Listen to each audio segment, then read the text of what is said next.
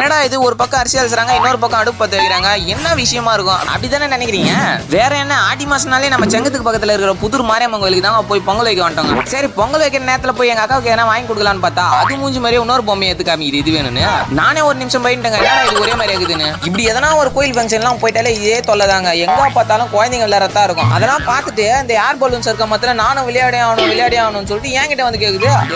பைத்தியம், அது குழந்தைங்களுக்கு, அதுல போய் விளையாடினா அப்புறம் அவள் தான் கடைக்காரன் வந்து என்னதான் திட்டுவான், உன திட்ட மாட்டான், வா பைத்தியம் அப்படின்னு சொல்லிட்டு வந்துங்க. அப்புறம் இன்னொரு இடத்துல போய் பார்த்தா போட்டிங் நடக்குது. அதுவும் யாரு கூட, குழந்தைங்க கூட. அந்த பையன் வேற அந்த பொண்ணை வந்து இடி இடிச்சு கிடக்குறாங்க. பாவம் அந்த புள்ள. ஐயோ பாவம், அந்த குழந்தைய பத்தி நான் கவலைப்பட்டு இருந்தா அப்படி இருந்தா தெரியுமா, எங்க அக்கா வேற பேன்னு பாக்குது. நானும் அதுல விளையாட போறேன்டா அப்படின்ட்டு. ஆனா இன்னமும் குழந்தையாவே இருக்குதுங்க. எங்க அக்கா இந்த வயசுலயும் குழந்தையாக்குது, அந்த பையன் இந்த வயசுல பெரிய மனுஷனா பாருங்க. இப்பவே ஒரு பொம்பளை பிள்ளை கிட்ட திட்டு வாங்குறான், ஏன்டா என் மேலேயே வந்து மோதுற அப்படின்ட்டு. தெரியாம வந்துட்டேன்.